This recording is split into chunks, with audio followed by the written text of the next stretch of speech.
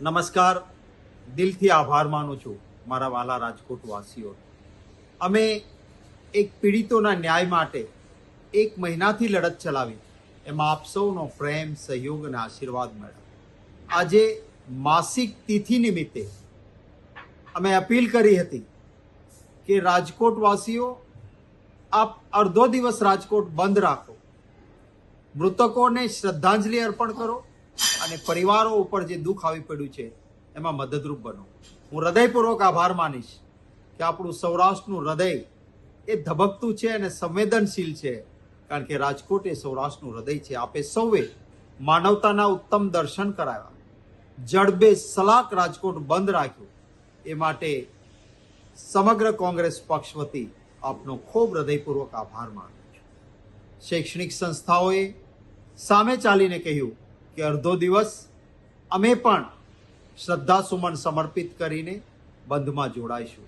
ખાસ કરીને tuition classes ચલાવતા સંચાલકોએ ગઈકાલે કેન્ડલ માર્ચ પણ કરી અને આજે સંપૂર્ણ બંધ રાખ્યું. વેપારી મહામંડળોએ ખૂબ દિલથી બધાને મેસેજ કરીને કહ્યું કે આ લડત કોંગ્રેસની છે અને અમે આવકારીએ છીએ, અને ન્યાય માટેની આ લડતમાં વેપાર ધંધા બંધ રાખો.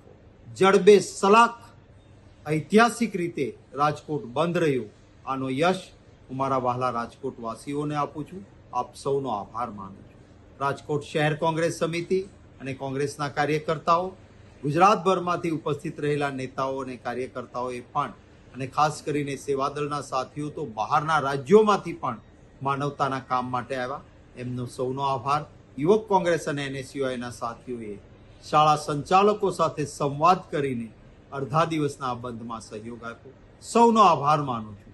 ન્યાય માટેની આ લડત, એ લડતના પરિણામ સુધી પહોંચાય એ માટે આપણે સૌએ પ્રયત્ન કરવો પડશે. તો સરકારને પણ વિનંતી કરીશ કે અહંકાર નહીં, માનવતાના દર્શન કરાવો, પીડિતો સાથે સંવાદ કરો, નાની માછલીઓ નહીં મોટા મગરમચ્છોને પકડો, જેથી કરીને ભવિષ્યમાં ક્યારેય આવું ન બને.